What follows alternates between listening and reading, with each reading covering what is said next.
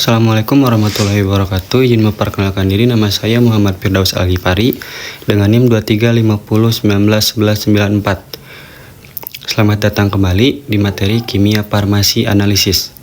Pada kesempatan kali ini, kita akan menyelami atau membahas salah satu topik yang sangat penting, yaitu analisis kualitatif anion.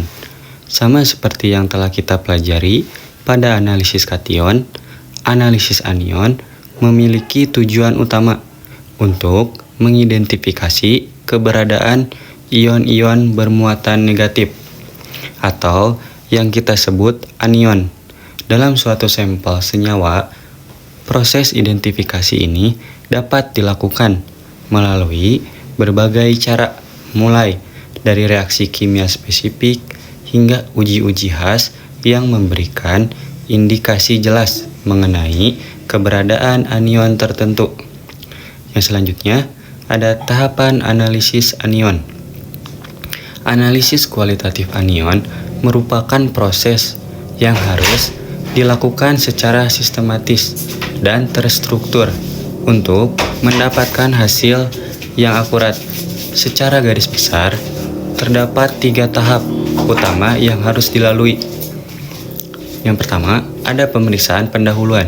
Tahap ini merupakan langkah awal yang krusial untuk mendapatkan gambaran awal tentang sampel.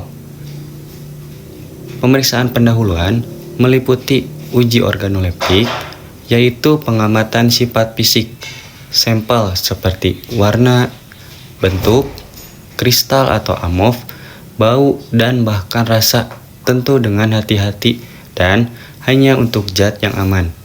Selain itu, pada tahap ini juga dilakukan uji pembentukan gas dengan penambahan asam, baik H2SO4 encer maupun pekat, serta uji pengarahan anion yang memberikan petunjuk awal mengenai golongan anion yang mungkin ada. Reaksi spesifik anion. Setelah mendapatkan petunjuk dari pemeriksaan pendahuluan, kita akan melanjutkan ke tahap reaksi spesifik anion. Pada tahapan ini, kita akan melakukan berbagai uji-uji kimiawi yang dirancang khusus untuk bereaksi hanya terhadap anion tertentu. Reaksi-reaksi ini akan menghasilkan perubahan yang khas, seperti pembentukan endapan berwarna, perubahan warna larutan, atau pelepasan gas dengan bau spesifik yang semuanya dapat digunakan untuk identifikasi pasti keberadaan anion tersebut. Selanjutnya ada kesimpulan. Tahap terakhir adalah kesimpulan dari semua data dan hasil pengamatan yang telah diperoleh selama pemeriksaan, pendahuluan, dan reaksi spesifik. Kita akan menganalisis dan menyimpulkan anion apa saja yang teridentifikasi dalam sampel yang kita analisis. Yang selanjutnya ada uji pembentukan gas dengan H2SO4 encer. Mari kita bahas lebih detail mengenai pemeriksaan pendahuluan. Dimulai dengan uji pembentukan gas dengan H2SO4 encer. Uji ini sangat berguna untuk mengidentifikasi anion yang dapat bereaksi dengan asam encer dan menghasilkan gas. Prosedur standar untuk uji ini dilakukan dalam skala semi mikro. Ambil sekitar 5-10 mg zat sampel padat dan masukkan ke dalam tabung reaksi. Kemudian tambahkan 0,5 mili H2SO4 2 molar secara hati-hati. Pertama, amati reaksi yang terjadi saat larutan masih dingin. Perhatikan apakah ada gelembung gas yang terbentuk, perubahan warna, atau bau yang muncul. Setelah itu, panaskan tabung reaksi dalam penangas air dan amati kembali perubahan yang terjadi. Berikut adalah beberapa kemungkinan hasil dan interpretasinya. Gas tak berwarna, tanpa bau, mengeruhkan air kapur. Ini adalah indikasi kuat adanya ion karbonat CO32- atau bikarbonat HCO3-. Gas yang terbentuk adalah CO2 yang akan bereaksi dengan air kapur CaOH2 membentuk endapan CaCO3. Fume nitrosa coklat kemerahan berbau khas ini menunjukkan keberadaan ion nitrit NO2-. Gas yang terbentuk adalah NO2 yang berwarna coklat kemerahan. Gas kuning kehijauan berbau menyengat, memutihkan lakmus, membirukan kertas pati Kl. Anion yang paling mungkin adalah hipoklorit atau CiO-. Gas klorin Cl2 yang terbentuk memiliki sifat pemutih dan akan mengoksidasi Kl dalam kertas pati Kl menjadi iodin. Kemudian bereaksi dengan pati menghasilkan warna biru. Gas berbau menyengat yang menghijaukan kertas K2Cr2O7 ini adalah ciri khas ion sulfit SO3-. Gas SO2 yang terbentuk akan mereduksi ion Cr2O7 yang berwarna jingga menjadi ion Cr3 positif yang berwarna hijau. Jika disertai endapan sulfur, ini adalah petunjuk adanya ion tiosulfat S2O32-. Selain gas SO2, tiosulfat juga akan terurai menghasilkan endapan sulfur padat, bau telur busuk, menghitamkan kertas timbal, asetat. Ini adalah reaksi yang spesifik untuk ion sulfida S2-. Gas H2S yang terbentuk memiliki bau khas telur busuk dan akan bereaksi dengan timbal asetat membentuk endapan hitam PbS bau cuka. Ini menunjukkan keberadaan ion asetat CH3COO-. Asam asetat volatil akan terlepas dan menghasilkan bau khas cuka. Gas menyalakan kembali bara api, indikasi adanya oksigen O2 yang mungkin berasal dari dekomposisi peroksida O2 2-. Bau almond pahit ini adalah ciri khas ion cyanida Cn- atau hexacyanoferat FeCN6. Gas HCN yang terbentuk memiliki bau almond pahit yang sangat beracun sehingga perlu kehati-hatian ekstra. Larutan kuning dan pelepasan SO2 ini menunjukkan adanya ion tiocyanat SCN-. Yang selanjutnya ada uji pembentukan gas dengan H2SO4 pekat. Melanjutkan uji pembentukan gas, selanjutnya kita akan menggunakan H2SO4 pekat. Prosedurnya serupa dengan H2SO4 encer, namun perlu diingat bahwa asam sulfat pekat adalah agen pengoksidasi dan pendehidrasi yang kuat, sehingga penanganannya harus lebih hati-hati. Tambahkan H2SO4 pekat ke dalam 5-10 mg sampel dan panaskan. Amati reaksi yang terjadi dengan saksama. Berikut adalah kemungkinan hasil dan identifikasi anionnya. Gas tak berwarna, asap putih dengan NH4Cl. Ini adalah karakteristik ion klorida Cl-. Gas HCl yang dihasilkan akan bereaksi dengan uap amonia membentuk kabut putih NH4Cl. Gas merah menyengat bertambah dengan MnO2.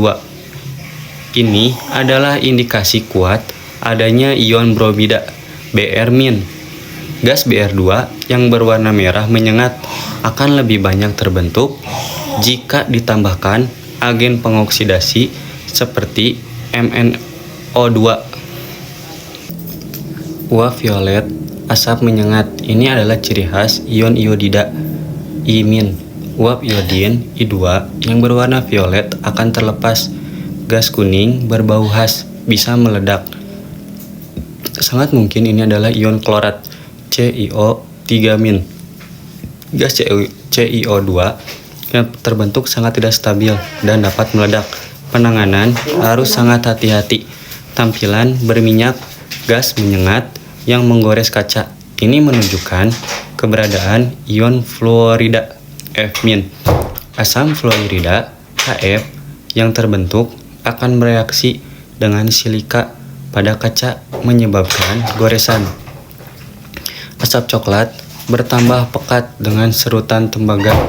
Ini adalah karakteristik ion nitrat NO3-. Asam nitrat pekat akan terurai dan menghasilkan gas NO2 yang berwarna coklat. Penambahan serutan tembaga akan mempercepat reaksi. Warna kuning saat dingin, reaksi keras. Ini menunjukkan adanya ion tiosianat SCN-. Gas berbau menyengat, api biru.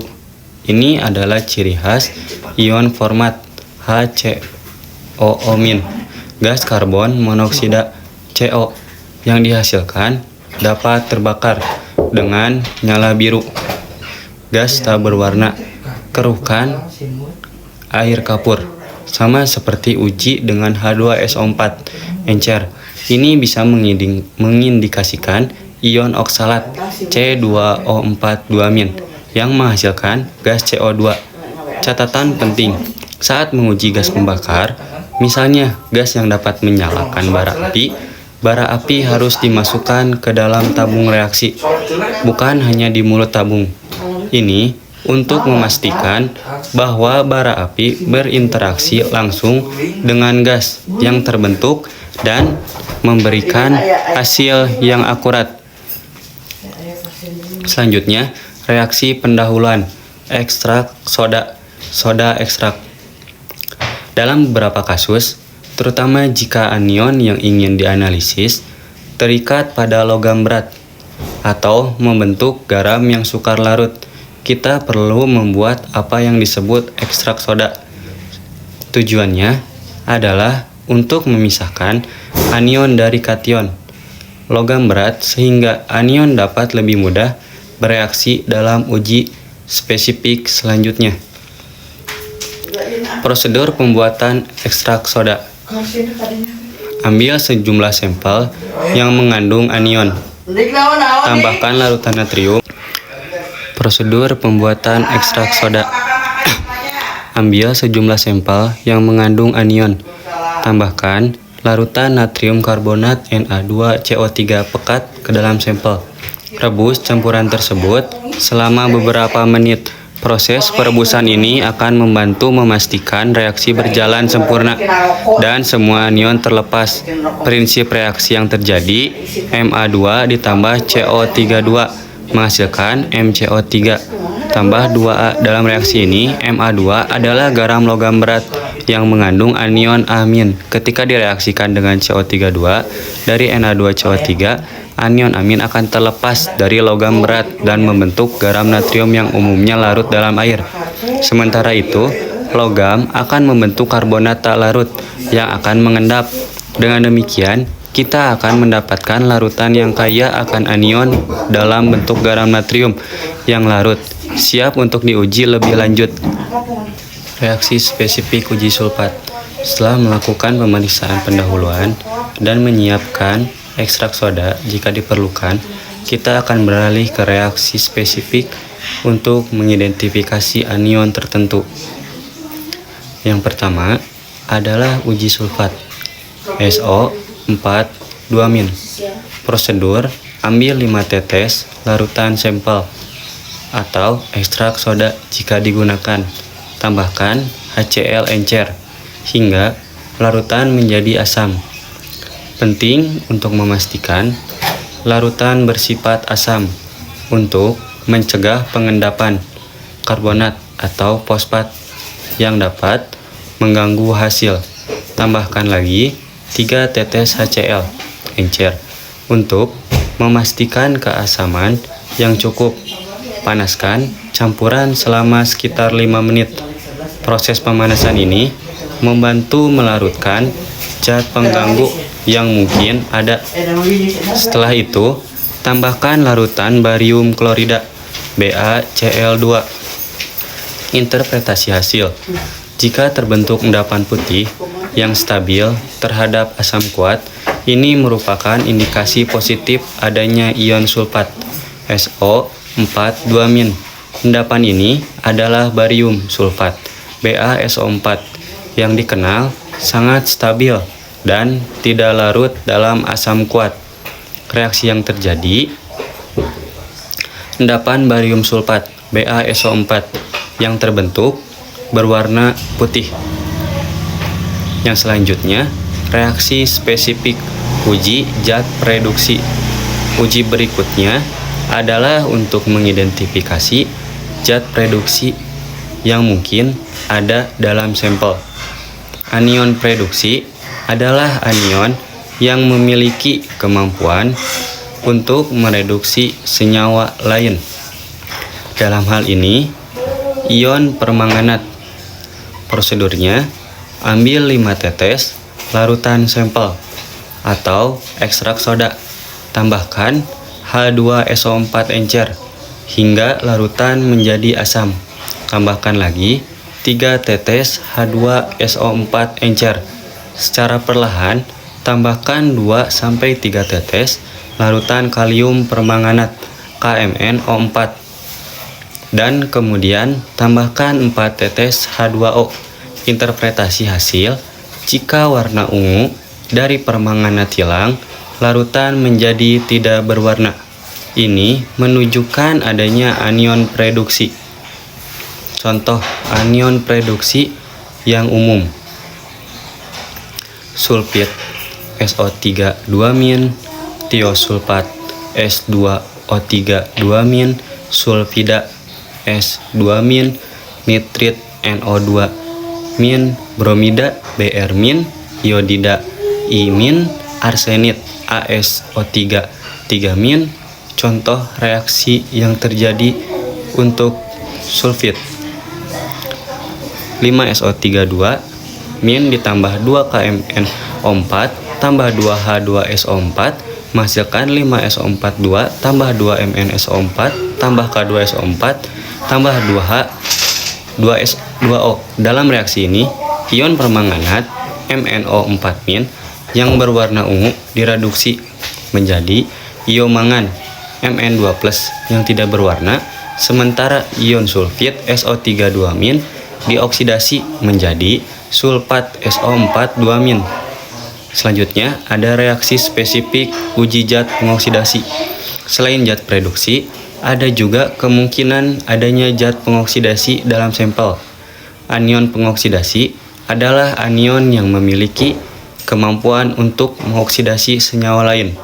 Dalam hal ini, ion mangan 2. Selanjutnya, prosedurnya: ambil 5 tetes larutan sampel atau ekstrak soda, tambahkan HCl pekat hingga larutan menjadi asam. Tambahkan lagi 3 tetes HCl pekat. Tambahkan 3-5 tetes larutan mangan 2 klorida MnCl2. Panaskan campuran tersebut. Interpretasi hasil: jika muncul warna coklat atau gelap pada larutan, ini menunjukkan adanya zat pengoksidasi.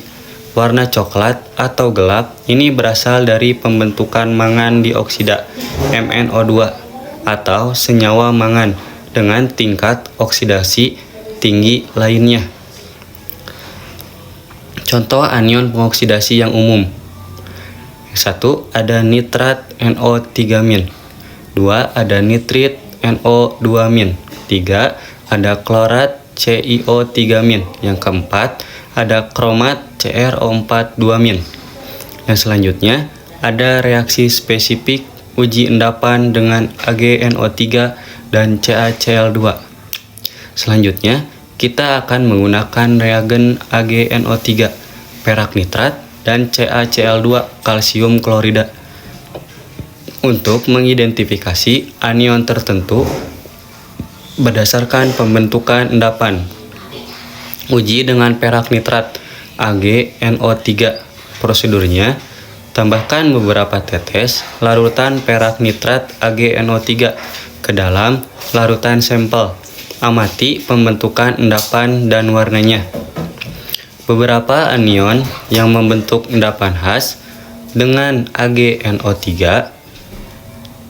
klorida Cl- membentuk endapan putih. AgCl yang tidak larut dalam asam nitrat encer tetapi larut dalam amonia. Selanjutnya ada bromida Br- membentuk endapan kuning pucat. AgBr yang sedikit larut dalam amonia. Selanjutnya ada iodida imin membentuk endapan kuning Agl yang sangat sedikit larut dalam amonia.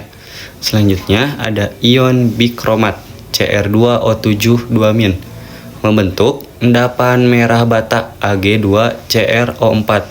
Ion fosfat PO4 3- membentuk endapan kuning Ag3PO4. Ion tiosulfat S2O3 2- awalnya membentuk endapan putih Ag2S2O3 yang kemudian berubah menjadi hitam Ag2S karena dekomposisi. Reaksi umum, anion ditambah AgNO menghasilkan Ag anion NO3. Contoh spesifik untuk klorida Cl- ditambah AgNO3 menghasilkan AgCl endapan tambah NO3-. Uji dengan kalsium klorida CaCl2. Setelah uji dengan AgNO3, kita bisa melanjutkan dengan uji menggunakan CaCl2 untuk mendeteksi anion lain. Prosedurnya, tambahkan asam asetat encer ke dalam larutan sampel hingga bersifat asam. Didihkan larutan, lalu dinginkan. Setelah dingin, tambahkan larutan kalsium klorida CaCl2. Anion yang bisa membentuk endapan dengan CaCl2, fluorida F- membentuk endapan putih CaF2 oksalat. Ca2O4 2- membentuk endapan putih CaC2O4. Arsenat AsO4 3- membentuk endapan putih Ca3AsO4 2. Fosfat PO4 3- membentuk endapan putih Ca3PO4 2. Reaksi umum, anion tambah CaCl2 menghasilkan Ca anion endapan tambah 2Cl-. Reaksi spesifik. Reaksi dengan FeCl. Uji terakhir yang akan kita bahas adalah reaksi dengan besi 3, klorida FeCl3. Reaksi ini sangat berguna karena banyak anion yang membentuk kompleks berwarna atau endapan khas dengan ion besi. Prosedur: tambahkan beberapa tetes larutan besi klorida FeCl3 ke dalam larutan sampel. Amati perubahan warna atau pembentukan endapan. Beberapa hasil kemungkinan dan interpretasinya warna ungu kemerahan. Ini adalah indikasi kuat adanya ion tiosulfat S2O3 2-. Warna ini bersifat sementara dan akan hilang seiring waktu karena kompleks yang terbentuk tidak stabil. Warna coklat kemerahan menunjukkan keberadaan ion asetat CH3COO-. Kompleks besi asetat yang terbentuk memiliki warna coklat kemerahan, endapan putih kekuningan.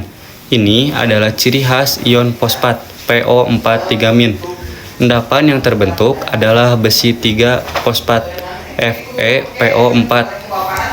Warna merah darah yang hilang dengan HgCl2 ini adalah reaksi yang sangat spesifik untuk ion tiosianat SCN-. Ion tiosianat akan membentuk kompleks berwarna merah darah dengan ion Fe3+. Warna merah ini akan hilang jika ditambahkan merkuri klorida HgCl2 karena ion SCN- akan lebih suka membentuk kompleks dengan H2+. Demikianlah penjelasan komprehensif saya mengenai analisis kualitatif anion atau tunggal. Sekian, wassalamualaikum warahmatullahi wabarakatuh.